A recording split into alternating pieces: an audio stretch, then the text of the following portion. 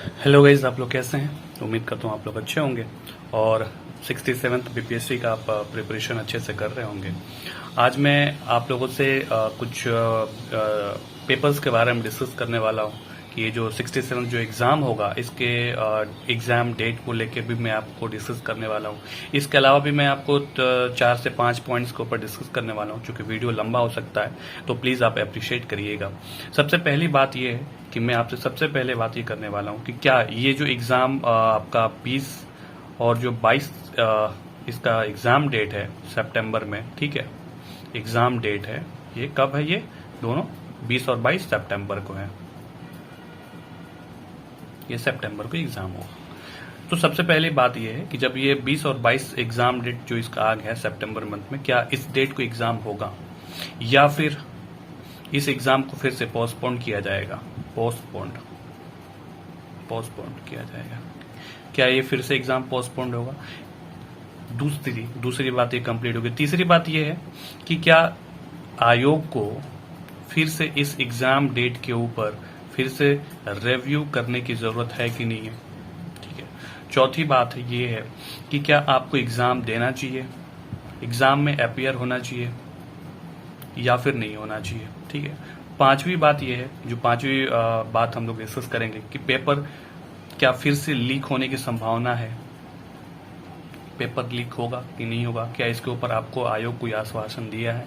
जब पेपर आपका जब वन डे आप एग्जाम कराते हैं, पेपर लीक हो जाता है, तो फिर आपने 2 डेज कराने की क्या आपने कौन सा चीजों को आपने लर्न कर लिया कि एक डे फर्स्ट डे में आपने पेपर लिए, जब आप कराते थे तो आपका पेपर लीक हो गया, तो आप 2 दिन का पेपर आपने करा दिया 20 और 22 तारीख को। क्या अब फिर से पेपर लीक नहीं होगा? एक दिन की संभावना में पेपर लीक हो रहा, तो 2 दिन की संभावना में क्या पेपर लीक नहीं होगा? इसके ऊपर आपने क्या आश्वासन दिया? जब आपने प्रेस कॉन्फ्रेंस किया तो इसके ऊपर कोई आपने टिप्पणी किया कि पेपर अब लीक नहीं होगा और जब लीक होगा तो अतुल प्रसाद की ये जिम्मेदारी होगी? आपने कहीं भी ऐसा नहीं किया। उसके बाद में आप इसके ऊपर डिटेल हम लोग डिस्कस करेंगे। फिर पांचवी बात ये तो हो गया, और छठी बात ये है कि यदि एग्जाम ये हो जाते हैं 20 और 22 तारीख को ही अगर एग्जाम होता है, तो क्या स्ट्रेटेजी आपको अपनानी है? आपको क्या स्ट्रेटेजी आपको अपनानी चाहिए? इसके ऊपर हम लोग 1 बाय 1 चीजों को देखेंगे। ठीक है, चलिए आप स्टार्ट करते हैं। देखिए यहाँ पे पहली बात यह है कि पोस्टपोन्ड के ऊपर हम लोग डिस्कस करेंगे। पोस्टपोन्ड होगा कि नहीं होगा? ठीक है, पोस्टपोन्ड होगा कि नहीं होगा जो 2022 का पेपर है, ठीक है, जो प्रीलिम्स का पेपर होगा, क्या पोस्टपोन्ड होगा? क्या इसके ऊपर आयोग को रिव्यू फिर से करना चाहिए कि नहीं करना चाहिए? आयोग क्या सोच के जब यूपीएससी का जब एग्जाम चल रहा हो, यूपीएससी मेंस आंसर राइटिंग, ठीक है, मेंस आंसर राइटिंग, ठीक है, जब यूपीएससी मेंस का एग्जाम चल रहा हो, ठीक है, और जब एग्जाम डेट आयोग को पता है कि 16, 17, 18 और बीच में जो गैप मिला है, उसके बाद 24 और 25 को एग्जाम है, बीच में जो गैप मिला है 20 और 22, एग्जाम डेट यहीं पर रख दिया, यानी कि एग्जाम के अंदर ही एग्जाम इन्होंने फिलअप कर दिया है। तो जो आपको 20 और 22 तारीख को जो मेंस जो प्रीलिम्स देंगे, क्या वो यूपीएससी के एग्जाम नहीं दे रहे होंगे? यूपीएससी मेंस का एग्जाम नहीं दे रहे होंगे? और आपको ये भी पता होगा कि यूपीएससी के मेंस के एग्जाम में या फिर ऑल ओवर अगर एग्जाम की बात करें तो यहाँ पे यूपी और बिहार, यहाँ पे मैक्सिमम एस्पिरेंट होते हैं, ठीक है, मैक्सिमम एस्पिरेंट होते हैं, ठीक है, यहाँ पे यूपी और बिहार से।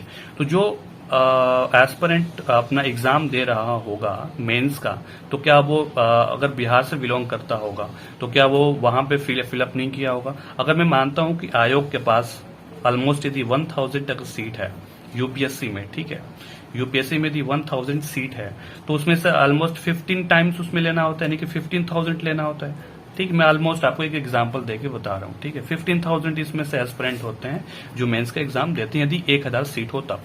अब ये बताइए कि इसमें से 14,000 तो बच्चे जो एस्पिरेंट होंगे वो तो रिजेक्ट ही हो रहे हैं ना, 14,000 तो रिजेक्ट हो रहे हैं, 1,000 ही ऑलमोस्ट उनको सेलेक्ट होना है। तो जो एग्जाम दे रहा है उनको तो 100% श्योर तो नहीं होता ना कि मेंस हम लिखेंगे तो हम इंटरव्यू के लिए कॉल मेरा आ ही जाएगा। तो जो इसमें से रिजेक्ट होंगे तो वो अपने होम स्टेट का बीपीएससी का तो फॉर्म भरे ही होंगे। जब बीपीएससी का फॉर्म भरे होंगे तो आपने यहाँ पर जो 20 और 22 तारीख जो आपने रख दिया, यहाँ पे कहाँ उनको टाइम मिल रहा है कि वो मेंस का भी एग्जाम दे दें और यहाँ पे आपको बीपीए यानी कि बिहार में भी जाके आपके एग्जाम्स को दे दें प्रीलिम्स का। तो पहली बात ये है कि जहां तक मेरे को लग रहा है कि ये इसके ऊपर फिर से आयोग को अपने ऊपर एक रिव्यू करना चाहिए, एक मीटिंग, अर्जेंट मीटिंग जो भी है, उनको एक मीटिंग के जरिए एक समीक्षा इस पे करना चाहिए कि यूपीएससी के एग्जाम के अंदर आपने एग्जाम को रख दिया है तो इसके ऊपर क्या क्या सारी चीजें दुष्परिणाम होंगी। ठीक है, तो इसके ऊपर आयोग को सोचना चाहिए। और जहां तक मेरे को लग रहा है कि ये फिर से एग्जाम जो होगा, जो मेरा एक ओपिनियन है, तो मेरे हिसाब से फिर से एग्जाम पोस्टपोन हो ही जाएगा। ठीक है, क्योंकि आयोग बिना समझे बुझे इसने सब कुछ कर दिया है। ठीक है, इसके बाद हम बात करते हैं, इसके बाद हम बात करेंगे इसके ऊपर कि रिव्यू एग्जाम आयोग को रिव्यू करना चाहिए। ठीक है, उसके बाद ये है कि एग्जाम जो आपको एग्जाम में अपियर होना चाहिए कि नहीं होना चाहिए। यदि एग्जाम में, बाय द वे मानता हूं कि एग्जाम यदि हो जाता है, ठीक है, तो पहली बात तो मैंने आपको बता दी कि पोस्टपोन्ड, जहां तक मुझे लग रहा है कि पोस्टपोन्ड हो ही जाएगा, क्योंकि यूपीएससी के आपने एग्जाम के अंदर ओवरलैप तो नहीं हुआ, पर एग्जाम के अंदर आपने एग्जाम को फिलअप कर दिया। तो मैं आपको एक रीजन बता दिया कि जो यूपीएससी एस्पिरेंट जो होंगे, जो मेंस लिख रहे होंगे, वो ऑलरेडी अगर बिहार स्टेट से बिलोंग करते होंगे तो बिहार पीसीएस का फॉर्म फिलअप किए होंगे, क्योंकि उनको ये पता होता है कि अगर हम फॉर्म, चूंकि यदि बैकअप में फॉर्म होता है कि यदि आप यूपीएससी का मेंस दे रहे होंगे तो उनका कोई श्योर कट नहीं है कि उनका हो ही जाएगा सिलेक्शन, तो इसलिए वो अपने स्टेट, होम स्टेट में फिलअप किए होंगे। तो आपने उनको टाइम ही नहीं दिया, 20 और 22 आपने डेट तो रख दिया, पर उसके बाद आपने कोई टाइम नहीं दिया। फिर तीसरी बात यह है कि जब आप इतना जब बड़ा चेंजेस किए हैं, ठीक, इतने बड़े जब आप चेंजेस किए हैं तो आपको टाइम देने की क्या, आपको टाइम नहीं देना चाहिए था। आपको एस्पिरेंट जो है, एस्पिरेंट को टाइम देना नहीं चाहिए था। जब इतने बड़े जब चेंजेस कर रहे हैं तो क्या आपको एक नोटिफिकेशन के माध्यम से आपको ये एस्पिरेंट को आपको आगाह करना चाहिए था कि नहीं, हम इतने बड़े चेंजेस लेके आ रहे हैं। फिर उसके बाद ये निकल के आता कि आपने जो चेंजेस किया परसेंटाइल के आधार पर आपने चेंजेस किया।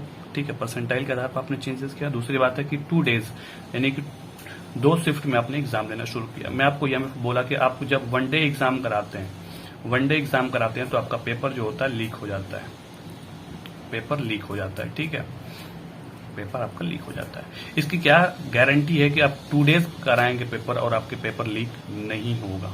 ठीक है, पेपर लीक नहीं होगा। क्या गारंटी, क्या आयोग इसके ऊपर कोई रिस्पॉन्सिबिलिटीज लेता है, क्या इसके ऊपर कोई अकाउंटेबिलिटी है कि नहीं है पेपर लीक होने के लिए। तो आपने पेपर लीक होने के लिए या पेपर लीक हुआ कि नहीं होगा, आपने 100% तो आपको चूंकि नहीं ले सकते, ठीक है, मैं भी मानता हूं, लेकिन इसके ऊपर आपने पेपर लीक के ऊपर आपने कोई डिस्कशन तक आपने नहीं किया। ठीक है, न तो आपने प्रेस कॉन्फ्रेंस में किया, न आपने कोई ऐसा कोई न्यूज निकाला कि इसमें जो जितने भी इसमें लोग शामिल थे उनको कुछ एक्शन लिया गया। ठीक है, तो जो भी खामियाजा भुगतना पड़ रहा है वो एस्पिरेंट को सब कुछ करना पड़ा, उनके भविष्य के साथ खेला जा रहा है। ठीक है, तो परसेंटाइल के आधार पर चलिए, ठीक है, आपने चूंकि एक नया, कोई भी नया चेयरपर्सन आता है तो वो कुछ न कुछ एक्टिविटीज करता है, सेम उन्होंने भी यही चीज कहा, लेकिन पेपर लीक के ऊपर इन्होंने कोई भी चुप्पी साध रखा है, एक शब्द भी इन्होंने नहीं बोला है। जो मैंने आप आगे करने वाला हूं इस पे ये बहुत सारी चीजें लग जाएंगी जिससे पेपर लीक नहीं होगा। उसके बाद बात निकल के आती है कि एग्जाम में आपको अपियर होना चाहिए कि नहीं होना चाहिए। यदि मानता हूं कि एग्जाम यदि होता है तो एग्जाम आपको अपियर होना है कि नहीं होना है। तो सबसे पहली बात यह है कि एग्जाम में देखिए आप अपियर हो जाइए, क्योंकि ये जब नया पैटर्न होता है, एक न्यू पैटर्न ही हो गया, आप यूं समझे तो न्यू पैटर्न हो गया। तो न्यू पैटर्न के लिए चूंकि टाइम तो कम मिला, आयोग के इसके ऊपर विचार करना चाहिए था कि जब हम इतने बड़े चेंजेस लेके आ रहे हैं तो थोड़ा सा एस्पिरेंट को इसमें मुश्किलात हो सकती हैं, तो उनको थोड़ा सा टाइम देना चाहिए था। या फिर टाइम न देके आपको पहले ही आपको ये करना चाहिए था कि आपको 1-2 महीना पहले ही आपको एस्पिरेंट को आपको आगाह कर देना चाहिए था कि नहीं, हम इतने सारे चेंजेस करके आएंगे, उस हिसाब से आप प्रिपरेशन करिए और सितंबर मंथ में आपको एग्जाम ले लिया जाएगा। अब बहुत क्लोज में आके आप एग्जाम को आप ये बता रहे हैं कि इतने सारे चेंजेस मैंने किया है। ठीक है, जबकि इश्यूज पेपर लीक का था, पेपर लीक का था, परसेंटाइल 2 डेज का लाने का कोई इश्यूज नहीं था, इश्यूज सिर्फ पेपर लीक का था। क्योंकि एस्पिरेंट को ये सिर्फ पता था कि नहीं, आप सितंबर में या फिर नवंबर में, अक्टूबर में जब भी आप लेके आएंगे, लेकिन किसी को ये भरोसा नहीं था कि आप इतने बड़े चेंजेस करके आप प्रेस कॉन्फ्रेंस करेंगे। ठीक है, एक तो बात यह है कि इतने सारे चेंजेस से आप एक एस्पिरेंट, पहले तो बात यह कि न्यू पैटर्न में फिट हो नहीं पाएगा, तो आपको कोशिश करना चाहिए कि इसके एग्जाम के ऊपर आपको फिर से रिव्यू करना चाहिए और एक अर्जेंट मीटिंग के माध्यम से इसके ऊपर फिर से आपको डिसीजन लेना चाहिए, ताकि इनको एक भरपूर एक अवसर मिल पाए और टाइम मिल पाए, ताकि आप एग्जाम को अच्छे तरीके से आप आयोजित कर सके। ठीक, और पेपर लीक के ऊपर आपको विशेष ध्यान देना चाहिए। ठीक है, कि पेपर अब कैसे दोबारा लीक ना हो, ताकि बच्चों के साथ जो एस्पिरेंट जो है उनके भविष्य के साथ बार बार खेला ना जाए।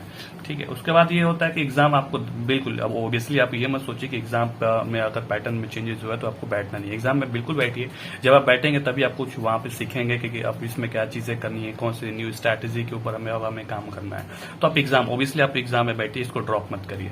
ठीक, उसके बाद हम बोलते हैं पेपर लीक के ऊपर हमने डिस्कस कर लिया। बात आती है फिर कि पांचवी बात ये कि स्ट्रैटेजी आपको क्या कर रखनी है। ठीक है, स्ट्रैटेजी के लिए मैंने आपको पहले भी बताया था कि आप देखिए यहाँ पे 3 से 4 चीजों को आपके ऊपर फोकस करना है। ठीक है, सबसे पहली बात है करंट अफेयर्स के ऊपर आप फोकस करिए।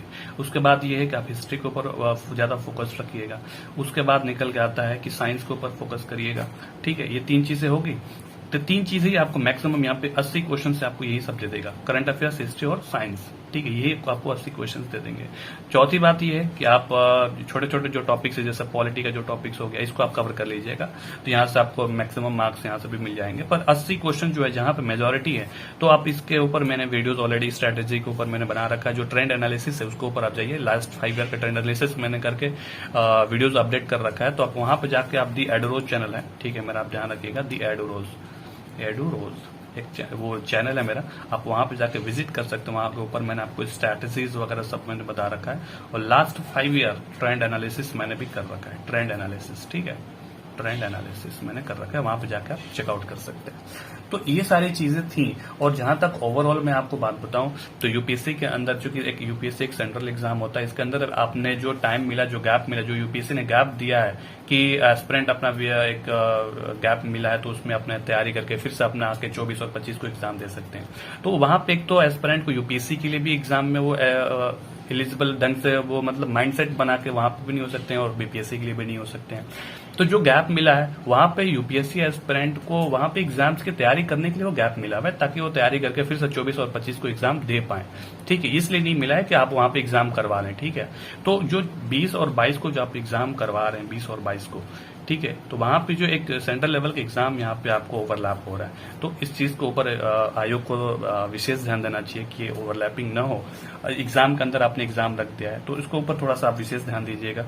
और जहां तक मेरे को लग रहा है कि ये एग्जाम ऑब्वियसली फिर से इसको पोस्टपोन होना चाहिए, और मेरे को लगता है कि 100% पोस्टपोन होना चाहिए, क्योंकि आपने इतने बड़े चेंजेस के साथ इतना कम आपने टाइम दिया कि आप जो बीपीएससी एस्पिरेंट होंगे वो भी एक अपने आप को एक असहज महसूस कर रहे हैं। ठीक है, आपने टाइम दिया है, लेकिन इतने बड़ी उम्मीद नहीं थी कि आप इतने बड़े चेंजेस के साथ आप टाइम नोटिफिकेशन या फिर प्रेस कॉन्फ्रेंस करेंगे।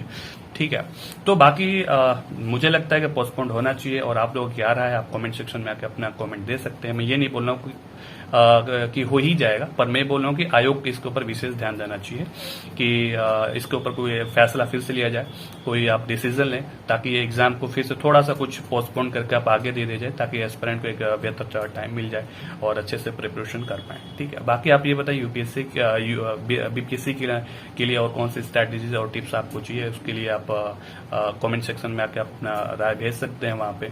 और आप ये बताएं कि ये आपको वीडियोस कैसा लगा, और बाकी फिर मिलेंगे कुछ नए वीडियोस में नए कंटेंट के साथ। तब तक के लिए बाय बाय, टेक केयर।